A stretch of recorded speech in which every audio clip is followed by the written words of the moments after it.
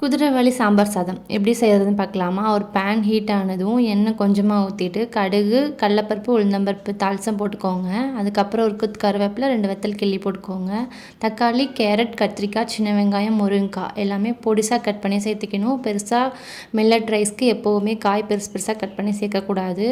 1 table spoon வத்தல் பொடி, மல்லித்தூள் 1 டேபிள் ஸ்பூன், சாம்பார் தூள் 1 டேபிள் ஸ்பூன் எல்லாமே ஒவ்வொரு டேபிள் ஸ்பூன் ஆட் பண்ணிக்கோங்க. குதிரைவாலி அரிசியை 3 டைம் நல்லா கழுவி எடுத்து ஒரு 20 நிமிஷம் தண்ணியில் ஊற வைக்கணும். ஊற வைக்கும் போதே 2.25 கப் தண்ணி சேர்த்து ஊற வச்சுருங்க. அந்த தண்ணியை அப்படியே ஆட் பண்ணிடுங்க. 1/4 கப் துவரம்பருப்பை ஆட் பண்ணிக்கோங்க. 1/4 கப் தண்ணியில் புளியை கொஞ்ச நேரம் ஊற வச்சு அதையும் கரைச்சி சேர்த்துட்டு உப்பு போட்டு நல்லா கலந்து விட்டுட்டு ப்ரெஷர் 3 ப்ரெஷர் ஒரு 4 ப்ரெஷர் விட்டு எடுத்திங்கன்னா சூப்பராக ரெடி ஆயிரும். இதுக்கு சைடிஷாக வெஜ் குருமா சூப்பராக இருக்கும். அப்புறம் வெஜ் ஆம்லேட் ரெசிபி நம்ம சேனலில் இருக்குது. இந்த வீடியோ உங்களுக்கு யூஸ்ஃபுல்லாக இருந்தால் லைக் அண்ட் சப்ஸ்கிரைப் பண்ணுங்கள்.